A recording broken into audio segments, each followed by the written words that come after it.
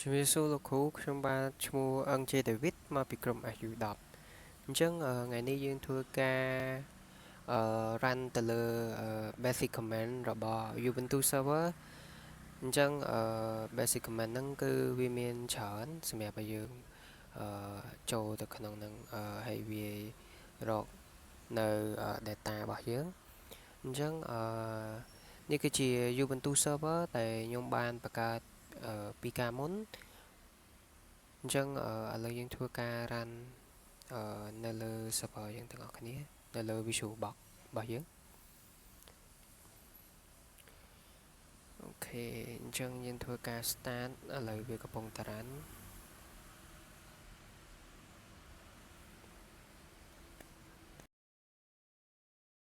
អញ្ចឹងចូលមកដល់កន្លែងនេះសម្រាប់វគ្គមុនដែលយើងបានបង្កើត Ubuntu server ជោគជ័យគឺមកដល់កន្លែងហ្នឹងពេលដែលយើង start ម្ដងទៀតនៅពេលដែលយើង reboot ហើយគឺវានឹងឲ្យយើង log in នៅ user ដែលយើងបានបង្កើតអូខេអញ្ចឹងឥឡូវយើងធ្វើការ log in user របស់ខ្ញុំជាមួយនឹង password ដែលយើងបានបង្កើតដូចគ្នាអូខេអញ្ចឹងចូលមកដល់ហើយអញ្ចឹងសម្រាប់អឺ command ដែលខ្ញុំ run ដំបូងគឺ pwd ហ្នឹងអាហ្នឹងគឺ show directory current របស់យើងដែលយើងកំពុងប្រើអូខេអញ្ចឹងមាន home ហើយ david អូខេអញ្ចឹង who am I មួយទៀតអូខេនេះគឺជា user របស់ខ្ញុំ វាshow នៅ user ដែលយើងlog in មុនហ្នឹងអញ្ចឹងឥឡូវខ្ញុំធ្វើការប្រើ command ls ហ្នឹងមានន័យថា list directory content អញ្ចឹង content ដែលខ្ញុំបានបង្កើតវានឹង list មកអូខេអញ្ចឹងវាមានប៉ុណ្ណឹងហើយឥឡូវយើងធ្វើការឈប់យើងធ្វើការ change directory តិចឥឡូវ directory មិញខ្ញុំមាននេះមាន home ហើយ david អញ្ចឹងឥឡូវធ្វើការ cd ទៅ david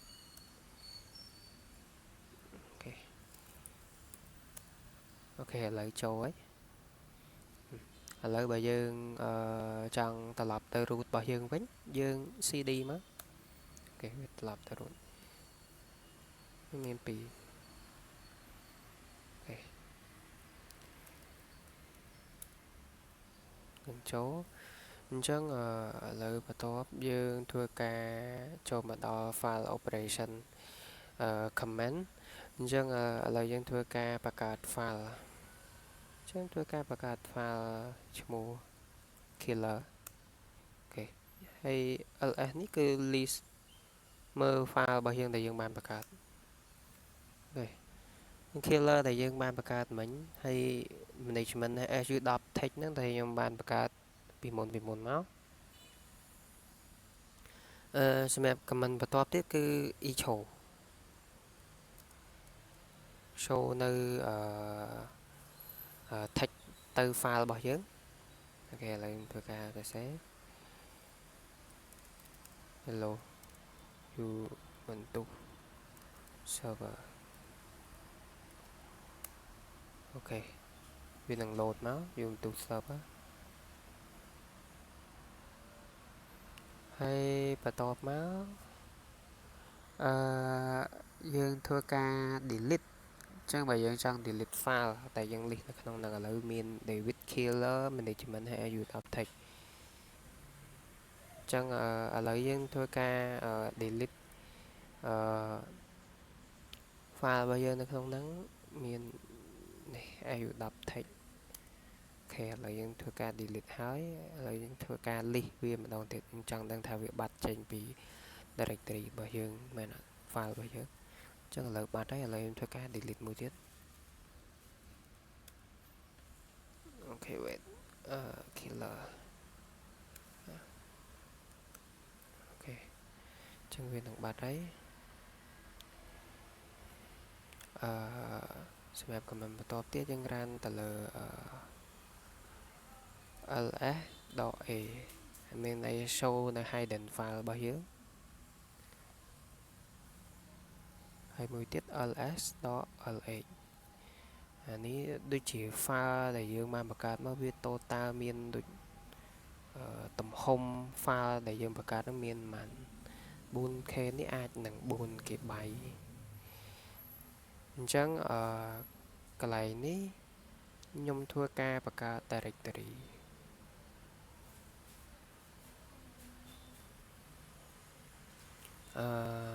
operation អូខេនឹងធ្វើការ list មើលវាអូខេអញ្ចឹងអា Q ហើយអា file ដែលយើងបង្កើតនេះគឺយើងបង្កើតនៅ directory កន្លែង touch នេះយើងធ្វើការបង្កើត file ធម្មតាអញ្ចឹងបើយើងចង់delete ទៅលើ directory ហ្នឹងខ្ញុំនឹងសាក run command មួយទៀតឥឡូវខ្ញុំធ្វើការបង្កើត file operator ឃើញវាមានពណ៌ខុសគ្នាអញ្ចឹងឥឡូវខ្ញុំធ្វើការdelete នៅ directory operation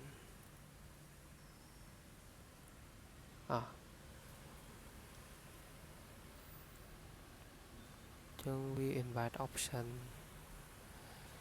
ឥឡូវយើងចូលមក comment ថ្មីបន្តទៀតយើងប្រកាសជាចង់ដឹងថា host name យើង host អីគេ system name របស់យើងការ host name គឺ Ubuntu server host របស់យើងមកហើយ df នេះគឺ this use របស់យើងអញ្ចឹងវានឹង show មក information use man available man ហើយ mount on ទៅលើអីគេដែរហើយសម្រាប់ free ហើយ dash x នេះគឺ memory info ចឹង memory យើងវា show មកអានេះសិតតែ memory ឬក៏មានស្រាប់ដែលយើងបង្កើតនៅពេលដែលយើងបង្កើត Ubuntu server អញ្ចឹងយើងធ្វើការ run ទៅលើ test connection អូខេឃើញថាពេលដែលយើង test ទៅលើ pin Google ហ្នឹងគឺវាដើរchứមានន័យថាវាមាន internet នៅក្នុងហ្នឹងហើយហ្នឹងសម្រាប់ network command ចឹងឥឡូវខ្ញុំធ្វើការ clear វា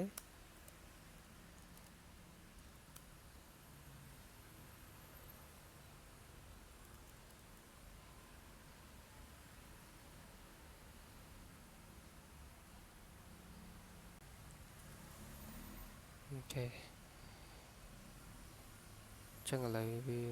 នៅដើរចឹងឥឡូវបើសិនជាវាដើរអញ្ចឹងយើងអត់ដឹងថាគួរបញ្ចប់វាមិនព្រោះវា load មកអញ្ចឹងយើងប្រើ shortcut ប្រើ control C ដើម្បីបញ្ចប់ comment ហ្នឹងអញ្ចឹង comment ហ្នឹងគឺ stop ត្រឹមហ្នឹងអញ្ចឹងឥឡូវយើងអានេះគឺជា shortcut មួយបើយើងចង់ clear screen យើងអាចប្រើ shortcut control L បានវាដូចតែយើងប្រើ clear ដែរទេ comment អានេះវាជា shortcut key ដែលយើងប្រើបើយើងចង់លឿនID នេះគឺវាបាន show នៅ ID របស់ខ្ញុំ show user របស់យើង info របស់យើងហើយ passwd passwd នេះគឺយើងចង់ change នៅ password របស់យើងអញ្ចឹងខ្ញុំធ្វើការវាយ current password របស់យើងហើយវានឹង load ឲ្យ new password ឲ្យយើងដូរអូខេវាឲ្យយើង retry ម្ដងទៀតដើម្បី confirm នៅ password ថ្មីរបស់យើងអូខេអញ្ចឹង password update successful ហើយអីអញ្ចឹងឥឡូវយើងចង់ add user បន្ថែមចង់ user add name ឈ្មោះ controller control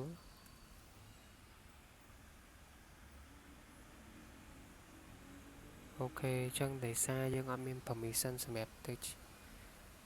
add user បន្ថែម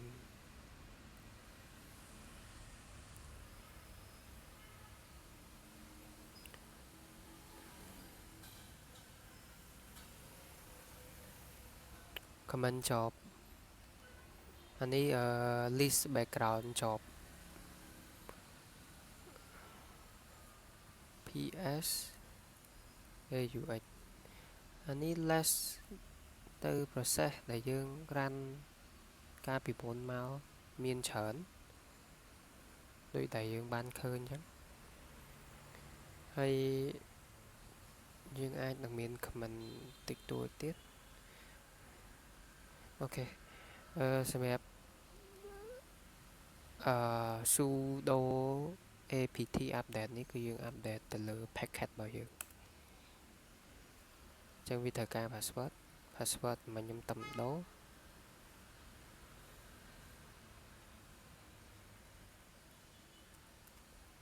អូខេអញ្ចឹងវាត្រូវការ update packet របស់យើងទៅ list ទៅ version ចុងក្រោយ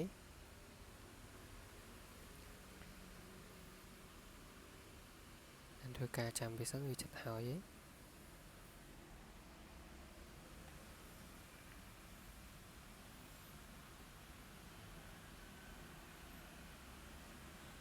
អូខេឃើញថាយើងបាន update ទៅអស់ហើយយើងនៅមានគេហៅថាremove ហើយនឹង install packet ទៀត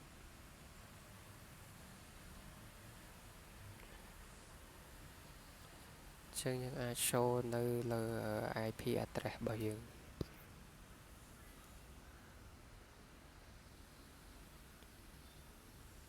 សម្រាប់ comment ខាងលើហ្នឹង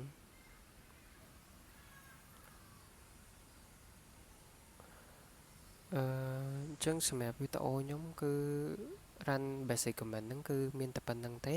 អញ្ចឹងសូមអរគុណលោកគ្រូ